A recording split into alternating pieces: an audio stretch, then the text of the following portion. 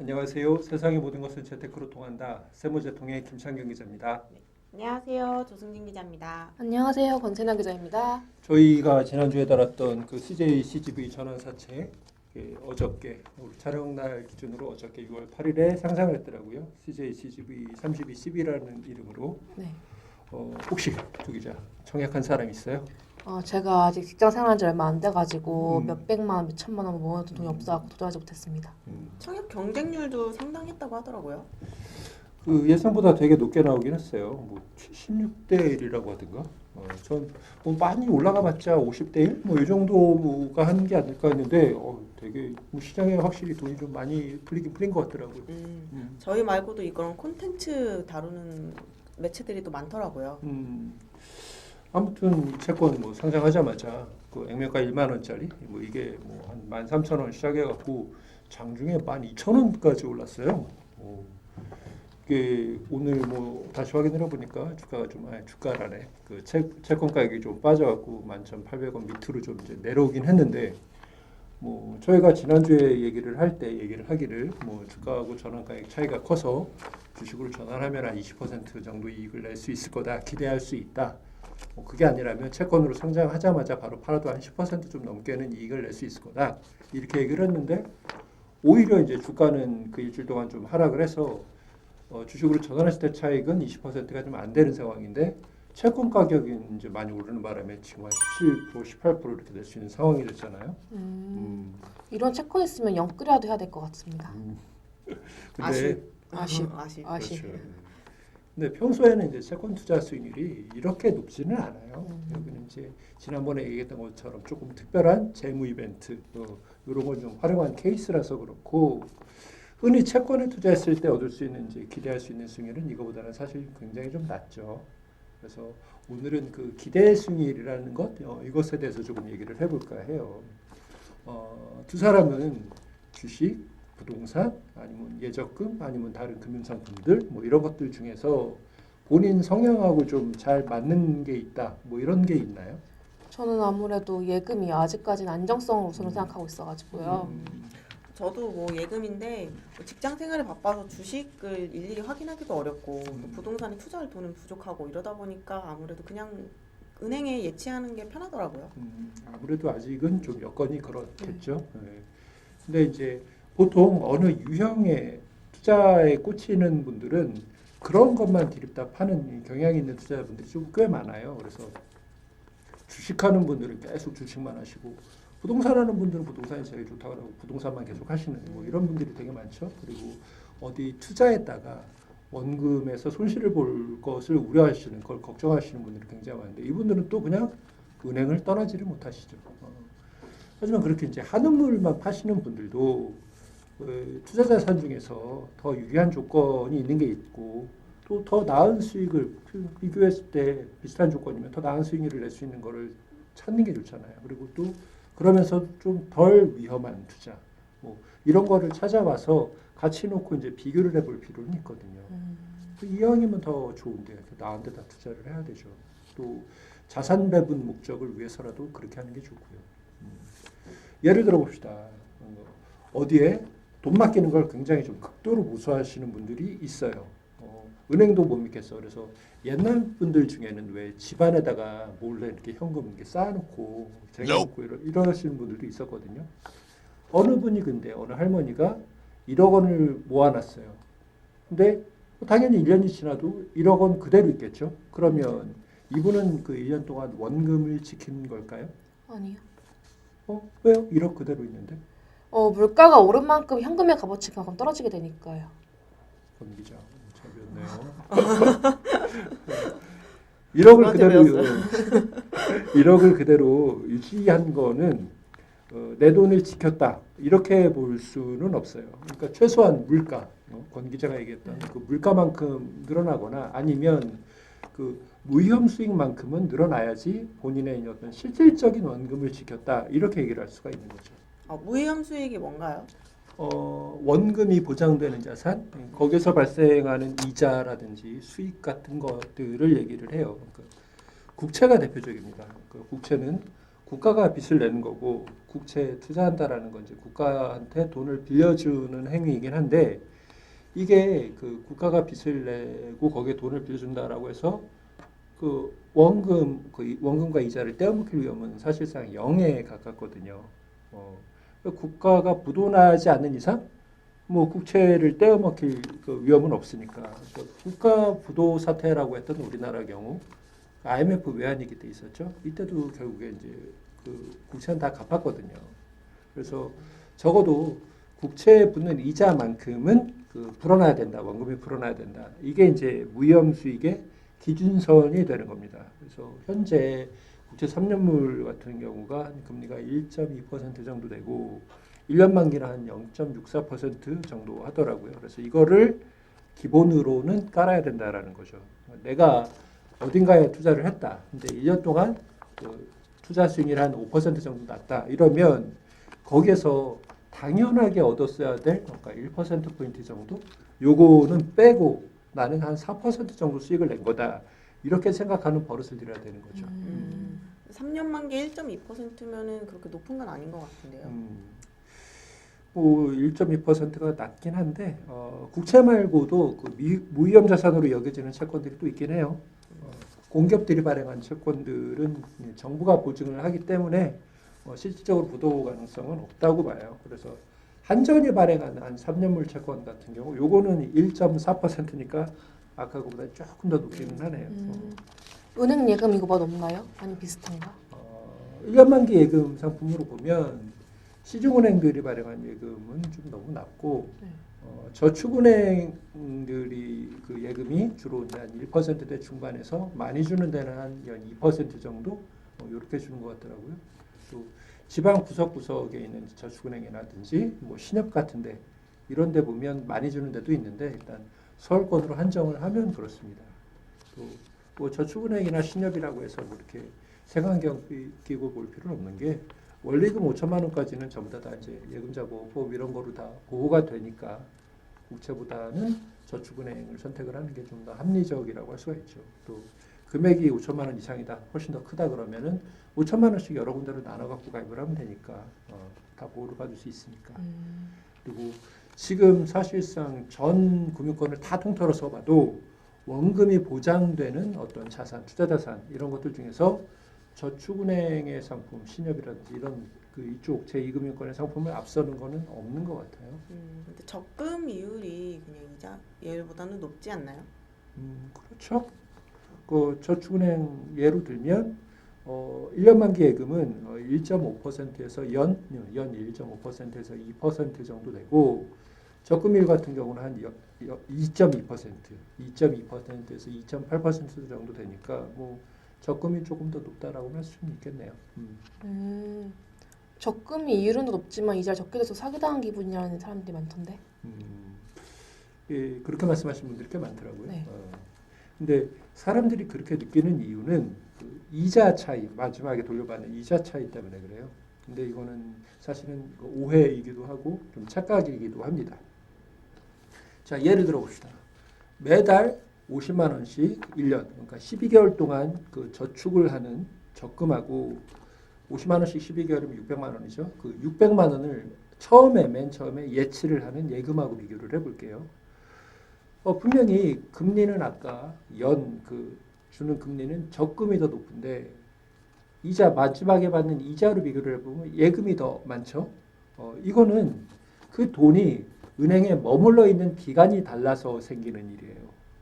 예금은 맨 처음서부터 600만 원이 예치돼서 그 600만 원이 12개월 내내 예치가 되어 있었지만 들어가 있었지만 적금은 첫 달에는 50만 원만 들어가 있었고 둘째 달에는 또 50만 원 들어가 있고 이렇게 해서 셋째 달에 또 50만 원 이렇게 하고 기간별로 다 다르잖아요. 그러니까 맨 첫째 달에 들어간 50만 원은 12달 꽉 머물러 있었는데 둘째 달에 들어간 50만 원은 11개월만 있었고 이런 식으로 순차적으로 해서 맨 마지막에 들어간 50만 원은 한 달만 은행에 머물러 있었잖아요. 그럼 첫 달에 들어가서 아직 은행으로 들어가지 않은 그 맨 첫 달 기준으로 하면 은행에 아직 들어가지 않은 그 11개의 50만 원 이거는 어딘가에서 그냥 따로 놀고 있었던 거죠. 사실 따지고 보면 그냥 노는 건 아니고 어딘가에서 운용될 기회가 있었던 거죠. 이건 이제 기회비용이라고 하는데 단순하게 그 11개 50만 원이 통째로 그냥 CMA에만 머물러 있었어도 그 기간만큼 이자가 발생을 했던 거죠. 그러니까 공정하게 따지자면은 그것까지 다 감안을 해서 비교를 해야지 공평하다고 할 수가 있겠죠. 또 거꾸로 이렇게 설명을 해볼게요. 현재 국내에서 돈을 1개월 딱 1개월만 맡겼는데도 연 2.2%에서 2.8%라고 했으니까 그냥 2.5% 정도라고 얘기를 합시다. 1개월만 맡겼는데도 연 2.5% 이자나 수익을 주는 어떤 상품이 있나요? 단기채도 그렇고 뭐 1개월짜리도 그렇고 3개월짜리도 그렇고 그 어떤 걸 찾아봐도 연 2.5%로 1개월만 예치돼 있어도 그 금리를 주는 상품은 아무것도 없거든요. 다시 말해서 적금은 매달 그 돈을 모아가는 금융상품 중에서는 최고로 높은 금리 혜택을 주고 있다, 주는 투자 상품이다 이렇게 말할 수가 있다라는 거죠.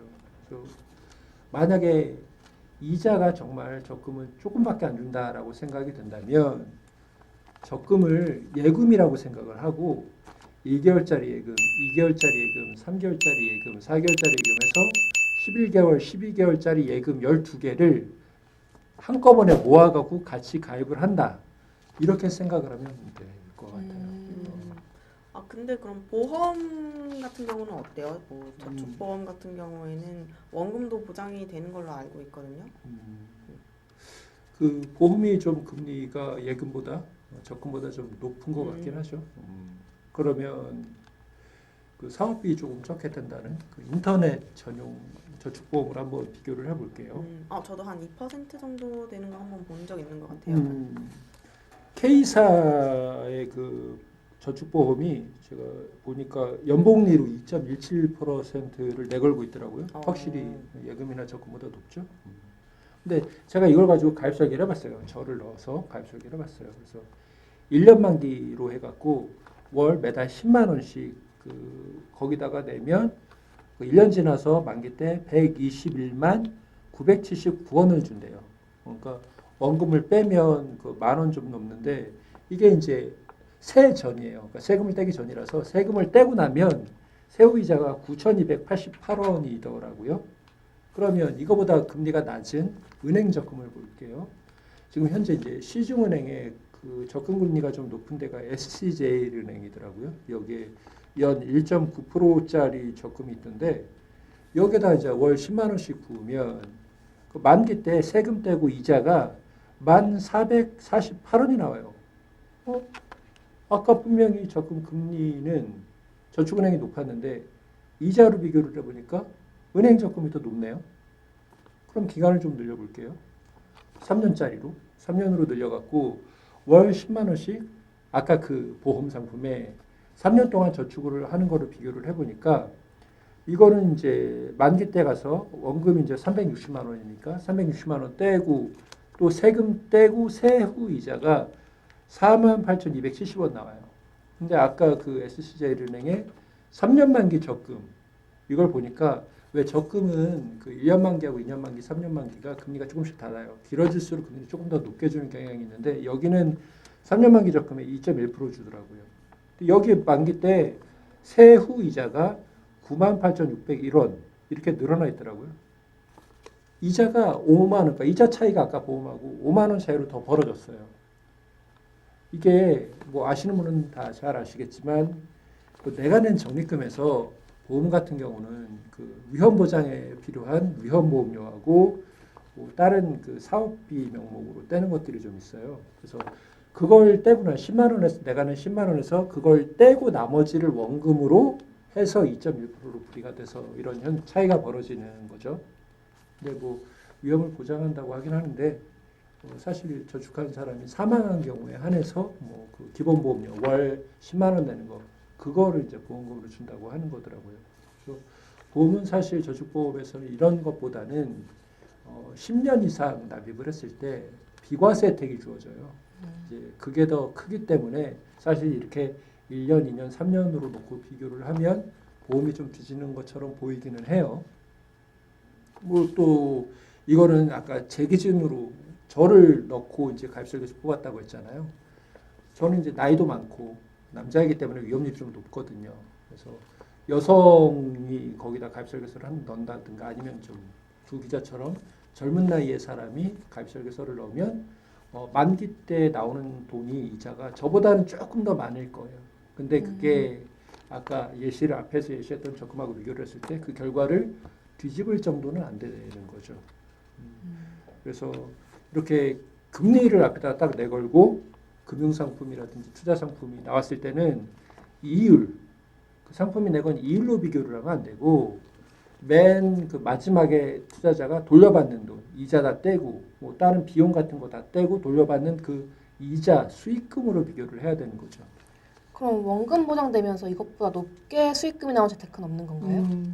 잘 찾아보면 뭐 비교적 안전한 그리고 원금이라든지 제시한 조건대로 수익을 얻을 이제 확률이 좀 높은 그런 자산들이 투자 자산이 있겠죠. 그런 걸 찾을 수는 있는데 원금이 보장된 이런 거는 없어요. 그래서 만약에 그 원금 보장을 해준다 이걸 딱 내걸면서도 뭐 연 10%, 뭐 1년 후에 10% 준다, 20% 준다 이렇게 이제 가끔 보면 신문 광고 이런 게 실리기도 하는데 그런 재테크가 있다?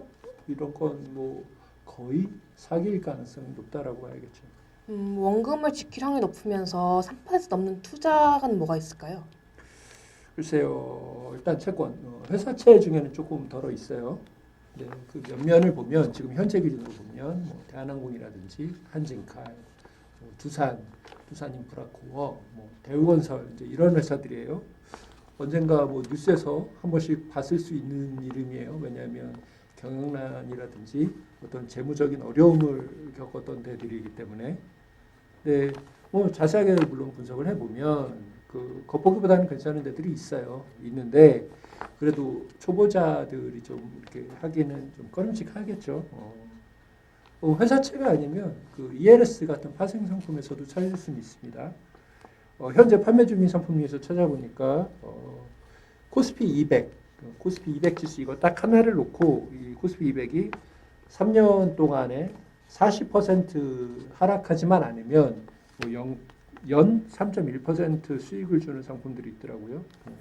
개별 주식 종목 주가가 3년 동안 40% 하락할 가능성은 뭐꽤 있죠. 근데 이제 개별 종목이 아니고 지수, 코스피 200 같은 우량 지수가 40%씩 하락할 확률은 조금 낮으니까 이걸 기초로 이렇게 만든 것 같아요. 물론 그 코스피 200도 40% 하락할 가능성이 없는 건 아니죠. 있죠, 분명히. 그리고 이거랑 똑같은 코스피 200을 기초로 하는데 뭐 상환 조건이 조금 더 투자자한테 유리한 이런 상품 같은 경우는 그러니까 연 2.88%로 이제 수익률이 조금 더 떨어지더라고요. 그러니까 이 정도 위험은 분명히 있죠. 이 정도 수준의 위험은 부담을 해야지 3%대를 노릴 수 있다. 이런 의미입니다. 그러면 뭐 4%더 높게 이익을 얻으려면은 위험이 더 커질 수밖에 없겠네요. 당연하죠. ELS를 똑같이 예를 들면 좀 전에 알아봤던 거 이제 기초 지수가 코스피 200 이거 하나였었잖아요. 근데 이제 4%로 올라가면 기초 지수가 3개로 늘어나요. 그러니까 S&P 500, 그리고 일본 니케이, 그다음에 유럽의 유로스톡스 이런 지수 막 3개를 묶어갖고 상품이 나와요. 그러니까 이 3가지 지수가 전부 다 조건을 충족을 시켜줘야 되는 거니까 조금 더 까다로워지죠. 물론 주가가 많이 급락을 했거나 폭락을 한 상태예요. 그래서 거기에서 또 40%, 50% 빠지기가 어렵다. 아무리 봐도.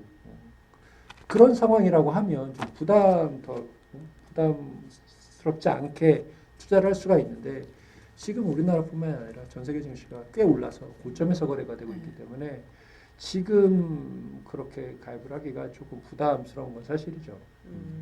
그럼 기대 수익률 4% 재테크로 혹시 추천해 주실 만한 게 있을까요? 여기서부터는 이제 진짜 투자의 영역으로 들어간다라고 봐야 됩니다. 주식 종목들을 고르는 거하고 똑같습니다. 그러니까 배당주 기사를 본다든지 증권사들이 배당주 추천하는 경우를 보면 배당 수익률이 한 3%, 그 정도 왔다 갔다, 4%, 이런 종목도 고배당주라고 추천을 해요. 근데 그런 종목 투자를 했다가 배당 한 3% 받고 주가는 막 5% 빠지면 망하는 거잖아요. 그래서 이게 쉬운 일은 아니에요. 이 현대차 같은 우량주를 예로 든다고 하더라도 보통주로 따지면 그 수익률이 안 나오고 주가가 조금 더 낮은 우선주를 기준으로 해야지 3%막 될까 말까 하거든요. 지금 상황이. 근데 뭐 3% 얻겠다고 하루에도 주가가 3% 이상씩 왔다 갔다 하는 종목 투자하는 거 하라는 거 이런 것도 좀 어불성설이긴 하죠.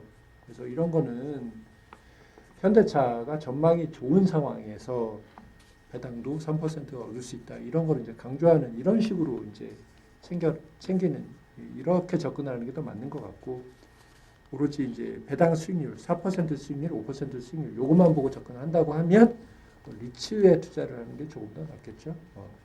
리츠 같은 경우는 현금 흐름이 어느 정도 이제 정해져 있는 종목이니까 그리고 주가 변동성도 좀 낮으니까 이런 상품에 접근을 하는 편이 좀 나을 것 같아요. 또 맥쿼리 인프라라는 이제 특정 종목을 얘기하면 그런 종목도 있는데 뭐 이 종목도 지난 한 10년 넘게 이렇다 저렇다 말은 되게 많았는데 그래도 매년 한 연 5% 이상씩 꾸준하게 배당을 하고 있으니까 이런 배당 이력이 보여주는 힘이 있으니까요. 근데 코인이다 민주식이다 해서 요즘에 2배, 3배씩 수익 나는 것들이 있다고 하는데 저희는 3, 4% 내기가 이렇게 힘들어가지고 너무 허탈해요. 욕심이 좀 나나 봐요. 네. 좀 납니다. 욕심이 좀 납니다. 조금? 조금 납니다. 그럼 제가 네. 수익률이 되게 높고 네. 그다음에 확률도 좀 비교적 높은 투자처 하나 알려줄까요? 네. 가위바위보를 내기로 해서 내기 가위바위보를 한번 해보세요. 허탈한 표정인데 돈을 원하는 만큼 걸 수가 있는 거야. 내가 네. 원하는 만큼 걸 수가 있는 거야. 자 봐요. 가위바위보에서 이길 수 있는 확률 50%죠. 네. 다음에 기대 수익률 몇 프로예요? 100%. 네. 기대 수익률이 100%예요. 다 먹을 수 있어요. 네. 그러면 제가 판단하기로는 이 코인이 됐든 카지노가 됐든 민주식이 됐든 뭐가 됐든 간에 어떤 투자보다 이 내기 가위바위보다 확률이 높으면서 기대 수익률도 높은 그런 투자는 없다라고 생각을 합니다. 자, 얼마 걸려요? 10,000원? 만 원? 겁납니다. 왜 이렇게 확률이 높고 기대 수익률도 높은데? 자신이 없습니다. 이렇게 높은 확률로 수익을 낼 수 있는 투자, 투기, 뭐 이름이 뭐가 됐든 간에 아무튼 이런 거는 10,000원 거는 것조차도 겁내면서 민주식, 코인 투자 이런 거 부러워하는 건 조금 어폐가 그런가요? 코인 너무 디스하시는 거 아닌가요? 저는 아무리 공부를 보고 이제 들여다보고 봐도 그쪽은 잘 모르겠어요. 그렇게 열심히 째려봤는데도 잘 모르겠으면 제 머리가 나쁜 거니까 안 하는 게 맞겠다. 뭐 이렇게 결론을 내렸어요. 다른 데 뭐 관심 가는데 되게 많은데 제가 저조차 뭐 이미 이제 호기심 천국이라서 호기심 가는 거 되게 많은데 거기까지 굳이 당연히 그래서 뭐 그런 투자를 디스하는 건 아니고요. 여기까지 하겠습니다. 좀 네. 이상하긴 하다. 네. 여기까지 하고 오늘 인사를 할까요? 네. 네. 예, 그럼 다음 시간까지 안녕. 안녕.